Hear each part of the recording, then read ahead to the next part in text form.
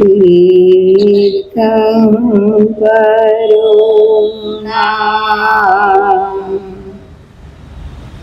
मुखकमलथी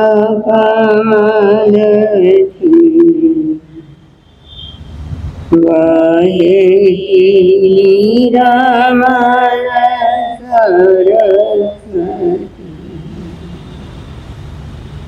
गणधरतनी विशाल प्रज्ञा सूत्ररूपे गुंठति दुःखियाणे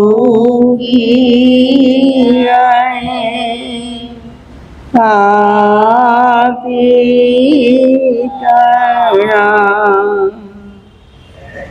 दुख पापने निवारती जिनवाणी मैया तुझ कृपाथी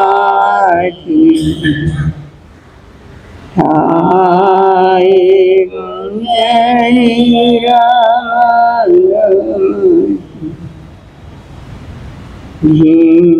जिनवाणी मैया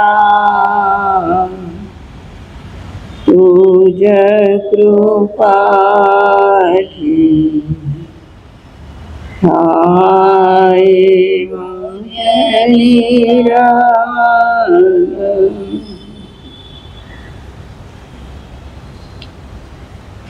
अनंत ज्ञानी अनंत दर्शनी त्रिलोकीनाथ तीर्थंकर परमात्मा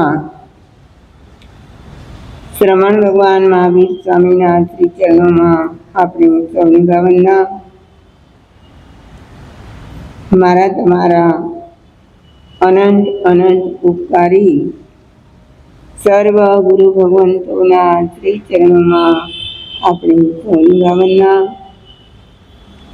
गुरुनी माया पूज्यवरा मुक्तल लंबाई महासती जीना श्री चरणों में अपनी सौनी भावना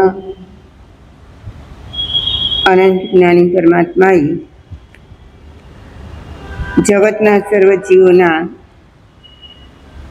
आत्म उद्धार माटे आगमोनी प्रार्थना करी। आगमना शब्दे शब्द में ज्ञानीओए अनंत अनंत भावो कर्या छे।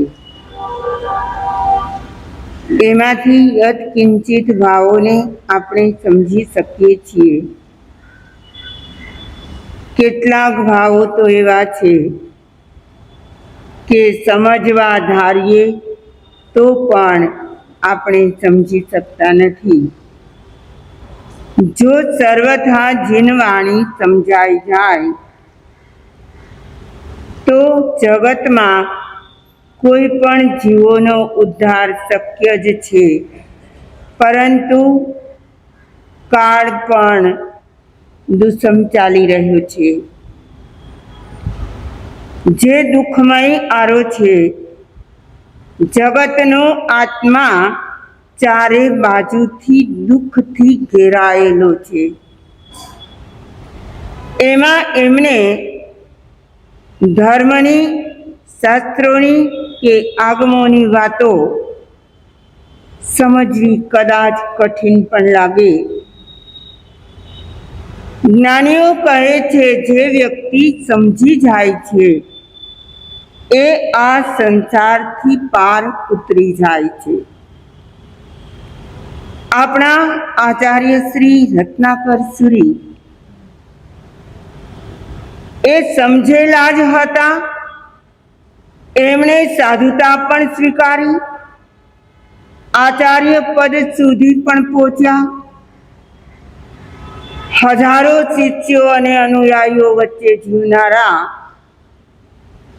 आवा आचार्य श्रीना मनमा क्षुद्र वस्तु प्रत्येनो जे मोह हतो ए मोह पण हवे नाबूद थई गयो छे।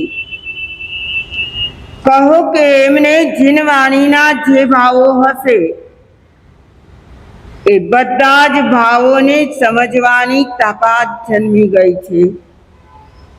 એ સ્વયં વિચારે છે કે મારામાં જે દોષો, જે દુર્ગુણો, મેં કરેલી જેટલી ભૂલો, આ બધાનો એકરાર કરીને હું આખા જગતને કહી દઉં કે હું આવો છું. અમે એકવાર વિહાર કરતા કરતા અનકાઈ તરફ જઈ રહ્યા હતા. રસ્તામાં શાહપુર આવી અને શાહપુરના જે મુખ્ય સંત હતા જેમણે શાહપુરની શરૂઆત કરી એવા પૂજ્યપાદ હેમ રત્ન સુરીશ્વરજી મહારાજ સાહેબ ત્યાં બિરાજમાન હતા.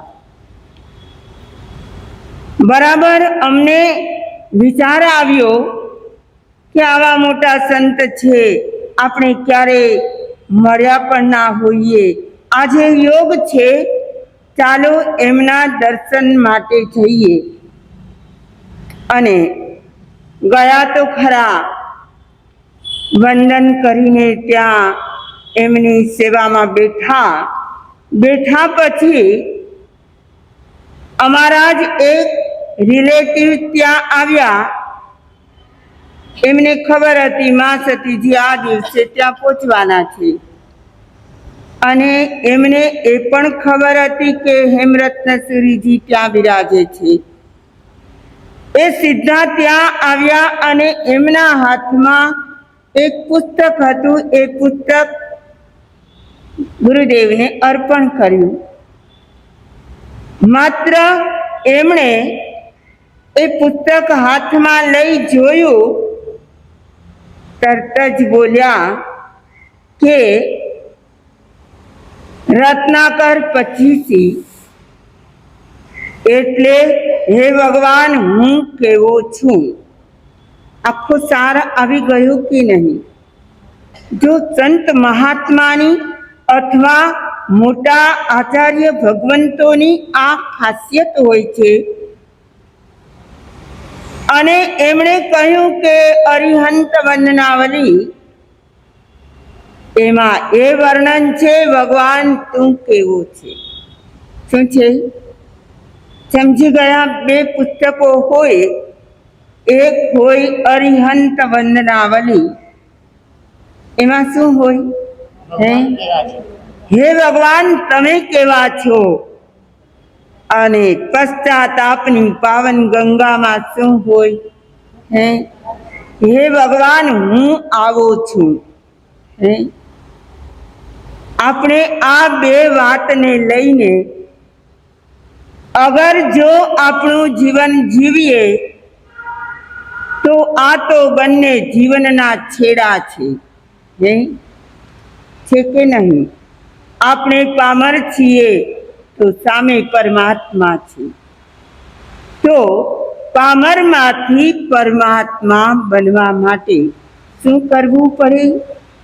પોતાના જ પાપોનો એકરાર કરવો પડે. ભગવાન હું આવો છું. અને તે છતાં એ ભગવાન પાસે પોતાના જ દોષો, પોતાના જ દુર્ગુણો, અવગુણો એનું વર્ણન કરે તો પાપ હળવા થાય કે નહીં? થાય કે નહીં? તો મારે અને તમારે આ સમજવાનું છે કે કાવ્યનું માધ્યમ તો માધ્યમ જ છે, પરંતુ એ માધ્યમ અનુસાર આપણે આપણા પાપોનો એકરાર કરવાનો છે. શું કરવાનું? રત્નાકર સુરીએ આવા દિગ્ગજ આચાર્ય પોતાના દોષો પ્રગટ કર્યા તો મને તમને કરવામાં શું વાંધો? અને આપણામાં હોય તો કરીએ ને. એમ કોઈ માનતા હશે કે અમારામાં કોઈ દોષો હોય તો અમે પ્રગટ કરીએ? અરે વ્યક્તિ વ્યક્તિ દોષોથી ભરેલી છે, નથી? ઉપરથી ઉજળા લાગતા હોય, પરંતુ અંદરમાં કેટલો મેલ ભર્યો હોય. દરરોજ સવારે સ્નાન મંજન આદિથી વ્યક્તિ શુદ્ધ થઈને ધર્મસ્થાનકમાં આવે. એટલે બહારી કક્ષાએ જોઈએ તો આપણે બધા ઉપરથી ઉજળા જ છીએ, કેવા છીએ? પરંતુ અંદરને તપાસીએ અને એ તપાસવાની ક્રિયા આપણે પોતે જ કરી શકશું. કોણ કરી શકે? બીજા આપણા દોષ કહેશે તો આપણે માન્ય નહીં કરીએ એ ત્યાં તો આપણો ઈગો નડે, ત્યાં તો આપણને અપમાન લાગતું હોય છે. પરંતુ જો સ્વયં પોતે જ વિચારે કે મારામાં આવા કોઈ અવગુણો છે કે નહીં, રત્નાકર આચાર્ય કરતા મારા તમારામાં ઓછા દોષો હશે કે વધારે? વધારે બનવા જોગ છે કોઈ એવો?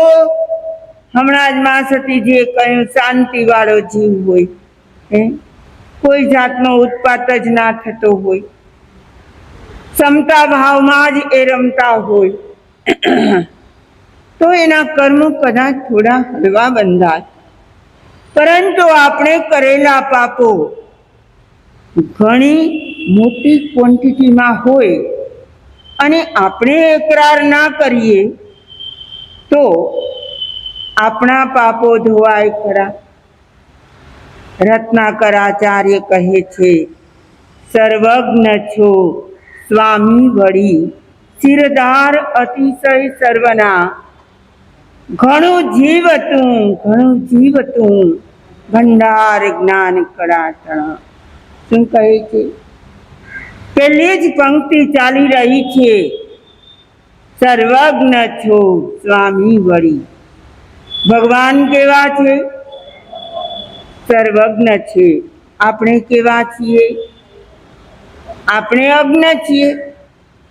એમાં કોઈ સુજ્ઞ પણ હોય, એમાં કોઈ વ્યક્તિ પ્રાજ્ઞ પણ હોય, અને અંતે પરમાત્મા કેવા હોય? એ તો સર્વજ્ઞ હોય. સર્વમ જાનાતિ ઇતિ સર્વજ્ઞ. સર્વજ્ઞ કોને કહેવાય? જે સર્વને જાણે તે સર્વજ્ઞ. મારા તમારા અંતઃકરણના ભાવોને પણ જાણે, મનની ઘટની સમયની વાતોને પણ જાણે, અને જાણ્યા પછી પણ તટસ્થ રહેવું કેટલું કઠિન છે. તટસ્થ રહેવું એટલે પોતે પોતાના ભાવમાં રહેવું. આપણને પરમાત્મા સાથે જો સરખાવીએ તો ખબર પડે. આપણી નજરમાં જો કોઈના દોષ આવે, કોઈએ કંઈક મિસ્ટેક કરી, કોઈએ કંઈક ભૂલ કરી, તો આપણે સ્વસ્થ મસ્ત તટસ્થ રહી શકીએ છીએ ખરા? આપણે શું વિચારીએ ખબર છે કે એમના દોષો છે એ મારે સુધારવા છે. કોને સુધારવા છે? અને એટલા માટે આપણે શું કરીએ? એને રોકટોક કરીએ, એમને કંઈ ટપારીએ, એમને કંઈક કહીએ, આ કરવા જેવું છે, નથી કરવા જેવું, આમ ન કરો. આવું બધું આપણે માનીએ છીએ. ભગવાન બધાના દોષોને પણ જાણે છે, નથી જાણતા?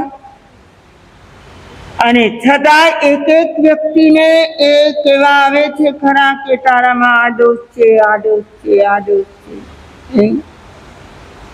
તો બીજાના દોષ જોતી વખતે પણ આપણે શું રહેવાનું?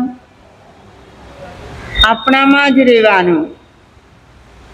દુનિયાદારીના જેટલા ભાવો બદલાતા રહે, બદલાવા દો. સંસાર તો પરિવર્તનશીલ જ છે. કેવું છે હે? એમાં તો પરિવર્તન આવ્યા કરે.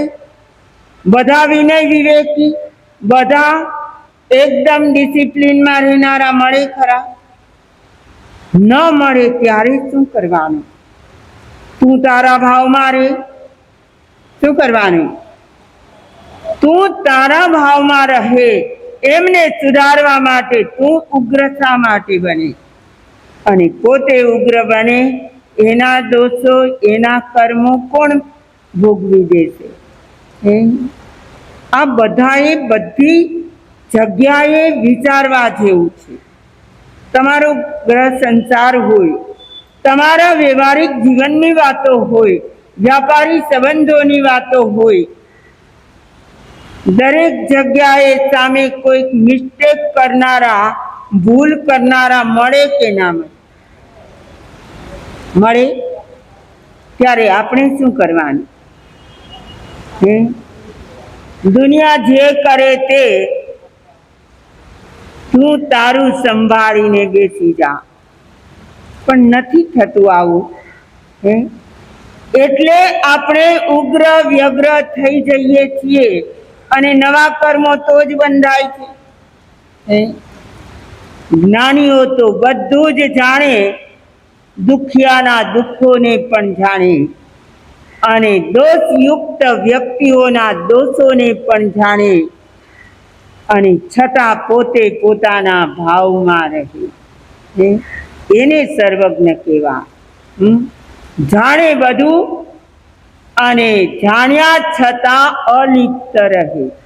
કોની જેમ? જેમ પેલું કાદવમાં ખીલેલું કમળ કાદવથી અલિપ્ત ઉપર રહે છે, એમ સર્વજ્ઞ પરમાત્મા આખા એ જગતથી અલિપ્ત રહે છે. કહેવાય છે કે દુખિયાના દુઃખોને જાણનારા ભગવાન પોતે દુઃખી થાય કે ન થાય? આ મારો પ્રશ્ન છે. તમે બધા જવાબ આપી શકો છો. ભગવાન બધા દુખિયાઓના દુઃખને જાણે છે, જુએ છે, અનુભવે છે, અને છતાં પણ એ દુઃખી હોય કે ના હોય? આપણને તો કોઈ દુઃખી જોઈને દુઃખ થાય છે, ભગવાનને નહીં થતું હોય. જ્ઞાતા દ્રષ્ટા ભાવ. કેવો ભાવ? દુખિયાને જોઈને ભગવાન પોતે દુઃખી નથી થતા, પરંતુ એમના અંતઃકરણમાંથી કરુણાનો ઝરો વહે છે. શું વહે? કે હે આ આત્માઓ બધા સન્માર્ગે આવી જાય, ભૂલો કરતા બંધ થઈ જાય, એના દોષો, દુર્ગુણો, દુઃખો બધા નાબૂદ થઈ જાય, એવી કરુણા જરૂર વહાવે. પણ ભગવાન એના કારણે દુઃખી ન થાય. તો કહેવાનો આશય એ છે કે આપણે વિચારીએ છીએ કે ભગવાન સર્વજ્ઞ છે, બોલી ગયા. 3 શબ્દો છે. સર્વજ્ઞ, સર્વને જાણે તે સર્વજ્ઞ. પરંતુ સર્વજ્ઞ બનવા માટે શું કરવું પડે? કેટલીક પ્રોસેસમાંથી એ બહાર નીકળ્યા હોય ત્યારે અંતે એ સર્વજ્ઞ બન્યા હોય. તમને ખબર છે, આત્માના શુદ્ધિકરણ માટે કેટલીક અવસ્થાઓ પાર કરવી પડે છે. તેને શાસ્ત્રની ભાષામાં ગુણસ્થાનક પણ કહેવાય. અને એ ગુણસ્થાનકનો ક્રમ જેમ જેમ જેમ જેમ ચડાતો જાય તેમ તેમ આત્મા શુદ્ધિકરણને પામે અને સર્વજ્ઞતાને પામે. આવા હોય છે આપણા સર્વજ્ઞ તીર્થંકરો. તમને કોઈ વિચાર આવે કે મારે પણ આવા તીર્થંકર બનવું છે, આવ્યો છે ક્યારેય વિચાર? હે, આપણે તો આ ભવ સંસારમાં ભટકતા જીવો છીએ. અત્યારે મનુષ્ય છીએ, ન જાણે પછીના જન્મમાં કદાચ દેવલોકમાં જઈએ, તિર્યંશમાં જઈએ, નરક ગતિમાં જઈએ. ફરી આપણને મનુષ્ય અવતાર ક્યારે મળે, ફરી આપણું ઉત્થાન ક્યારે થાય, આપણે ગુણસ્થાનકનો ક્રમ ક્યારે ચડીએ? પણ તમે કહો કે અત્યારે જે સ્થિતિ છે એમાં કોઈ ઉપર ઉપર જવા માંગે તો ક્યાં સુધી જઈ શકે? ક્યાં સુધી જઈ શકે? એ સમકીર્તિ બની શકે, હા, એટલે ચોથા ગુણસ્થાનક સુધી આવી શકે. એ સાચા શ્રાવક બની શકે એટલે પાંચમા ગુણસ્થાનક સુધી આવી શકે. એ કદાચ સાચા સંત બની શકે તો એ છઠ્ઠા ગુણસ્થાનક વર્તી બને. અપ્રમત્ત થાય તો સાતમા ગુણસ્થાનક સુધી આવી શકે. પરંતુ એથી આગળ સવલતો અહીં છે ખરી નહીં. અપ્રમત્ત અવસ્થા પણ આવવી બહુ જ મુશ્કેલ છે. તો મારા તમારા આત્માએ સર્વજ્ઞતાની જે ભાવના ભાવી હોય એ આ ભવમાં નહીં તો પછીના જન્મમાં પણ આપણને પ્રાપ્ત થાય. એના માટે આ ભવમાં શું કરવું પડે?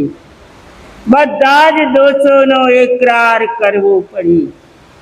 આચાર્ય શ્રી તો એકરાર કરી રહ્યા છે, સર્વજ્ઞ છો સ્વામી વળી ચિરદાર અતિશય સર્વના.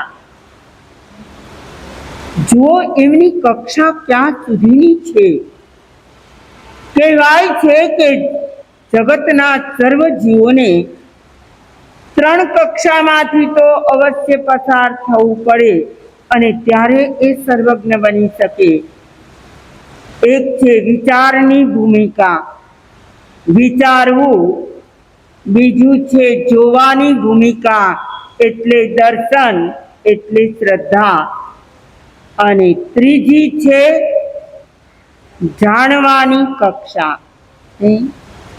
તમે કહેશો અમે પણ જાણીએ છીએ, અમે પણ જોઈએ છીએ, અમે પણ વિચારીએ છીએ. આપણે વિચારીએ ત્રણમાંથી અત્યારના કાળમાં કઈ કક્ષામાં વધારે જીવો હોય? વિચારની, જોવાની કે જાણવાની? કોઈને કોઈ પૂછે કે તમારા ઘરે આ વસ્તુ છે, શું પ્રશ્ન કરે? તમારા ઘરે અથવા તમારી પાસે આ વસ્તુ છે? તો તાત્કાલિક જવાબ આપવાને બદલે એ કહે કે હું જોઈને કહીશ. શું કહે? જોઈને કહીશ. પછી આગળ વધીને કોઈ કહે કે તમારા ઘરમાં દીકરાએ આ પ્રમાણે કામ કર્યું હતું ખરું? તમે તરત જ જવાબ આપો કે હું જાણીને કહીશ. કદાચ તમારે દાન કરવું હોય ને તો પણ તમે તરત કહી દો કે ઘરે હું પૂછીને કહીશ. કોને પૂછવાનું છે? જે ઘરમાં સંચાલક હોય એમને પૂછવું પડે. હા, જો દીકરાએ બધી જ જવાબદારી લઈ લીધી હોય તો એને પણ પૂછવું પડે. તો તમે તરત જવાબ આપવાને બદલે શું કહો? જાણીને કહીશ, પૂછીને કહીશ. આ કોમન શબ્દો છે, પરંતુ જોવું અને જાણવું, આમાં તાત્કાલિક આપણે જવાબ દેવાની વાત નથી. પરંતુ એ જ બાબત જો આપણા આત્મા વિષયક હોય આ તો પર આશ્રિત વસ્તુઓ છે. કોઈ વસ્તુ માટે, કોઈની વાત માટે આપણે કહેવું પડે કે હું જોઈને કહીશ, જાણીને કહીશ, પણ આપણા પોતાના વિશે કહે, કંઈક પૂછે તો આપણે તાત્કાલિક કહી શકીએ એવી સ્થિતિમાં ખરા? એમાં પણ વિચાર કરીએ. શું કરીએ? પણ આપણને પોતાને તો એ વસ્તુ મગજમાં આવી જાય કે નહીં? તમને કોઈ કહે કે તમે અસત્ય બોલો, હા પાડવામાં તો તમારી નાનપ લાગે એટલે તરત તમે હા ન પાડી દો, પણ તમારું અંતઃકરણ તો કબૂલ કરે કે ના કરે? કરે કે હા હું ક્યારેક તો બોલું છું, પણ આ બધાની વચ્ચે ક્યાં કહેવું હે? અને જો કોઈ આપણા બીજા કોઈ આત્માના ગુણો માટે પૂછે કે તમારામાં ચારિત્ર ગુણ યથાર્થ છે, તો આપણે પોતે તો સમજી શકીએ કે આજ સુધીનું આપણું ચારિત્ર કે ચરિત્ર કેવું ગયું છે, પણ આપણે લોકો વચ્ચે તરત જવાબ આપીએ ખરા? જવાબ ના આપીએ, પરંતુ આપણે પોતે સમજી શકીએ કે નહીં? આને જાણવું કહેવાય. શું? અને જોયેલું કે જાણેલું આ બધું જ આપણે જગત સમક્ષ મૂકવાનું છે. શું? આપણે જે કંઈ આપણા જીવનને જોયું અથવા જીવનને જાણ્યું એ બધાનો એકરાર કરવાનો હોય. આચાર્ય શ્રી કયો એકરાર કરે છે? પોતાના સ્વયંના ગુણો પ્રગટ કરે છે. મારે તો એ કહેવું છે કે આચાર્ય શ્રી ભગવાન સમક્ષ કહે છે અને એ જાણે પણ છે કે ભગવાન તો સર્વજ્ઞ છે. આપણા બધા દોષો, બધા દુર્ગુણો એ ભગવાન જાણતા હોય કે નહીં? તો પણ આપણે એ દોષો અને દુર્ગુણોને છુપાવવાનો, છાવરવાનો જ ધંધો કરીએ છીએ. એનું કારણ શું છે? પહેલી ભૂમિકામાંથી હજી આપણે બહાર નીકળ્યા નથી. કઈ ભૂમિકા? વિચારની. અને આજનો પ્રાય કરીને સમાજ 24 કલાકમાંથી કેટલા કલાક વિચાર કરતો હશે? સતત વિચાર, ડે એન્ડ નાઇટ. પેલા કારખાનાઓ ચાલતા હોય, કોઈની દુકાનો, મેડિકલ વગેરે ડે એન્ડ નાઇટ ખુલ્લી રહેતી હોય, એમ આપણું એક વિચારનું પણ કારખાનું છે. એ કેટલો સમય ચાલે? વચ્ચે ક્યારેય અટકે કે ના અટકે? આપણે બોલીએ છીએ ઠાણે નંગ, મોણે નંગ, જાણે નંગ અને અપ્પાણ ઓસીરામે. શું છે ઠાણે નંગ, મોણે નંગ, જાણે નંગ? શું છે? ઠાણે નંગ કહેવાથી તો સ્થાન સ્થિર થઈ જાય. મોણે નંગ કહેવાથી આપણે મૌન થઈ જઈએ.